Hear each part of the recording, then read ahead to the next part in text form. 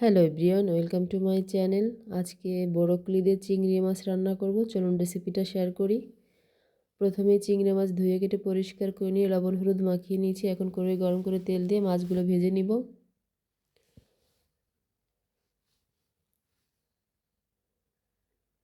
মাছগুলো ভাজা হয়ে গেছে, এখন তুলে নিচ্ছি। আমি আরেকটু কড়াই দিয়ে দিচ্ছি এখানে পেঁয়াজ কুচি,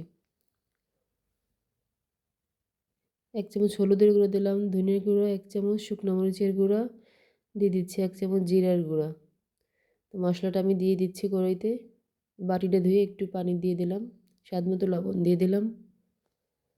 মশলাটা কষানোর জন্য একটু পানি দিয়ে দিলাম। এখন ব্রোকলি দিয়ে দিচ্ছি, একটু কষিয়ে নেব সবজিটা। এখন ঝোলের পানি দিয়ে দিলাম।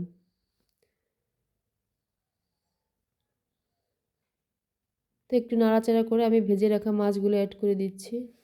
এখন ধনিয়ার পাতা দিয়ে নাড়াচাড়া করে নিব।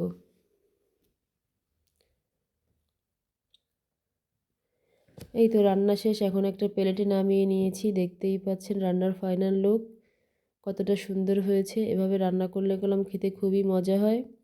তো এখন আমি আপনাদেরকে একটু সার্ভ করে দেখাবো গরম গরম ভাত দিয়ে। আমার বাচ্চারা খুব পছন্দ করে ব্রোকলি। ব্রোকলি কিন্তু ফুলকপির থেকেও বেশি মজা হয় এবং সফট থাকে অনেক, খুব দ্রুত সিদ্ধ হয়ে যায়। ভিডিওটি ভালো লাগলে আমার চ্যানেলটিকে সাবস্ক্রাইব করবেন। ধন্যবাদ সবাইকে।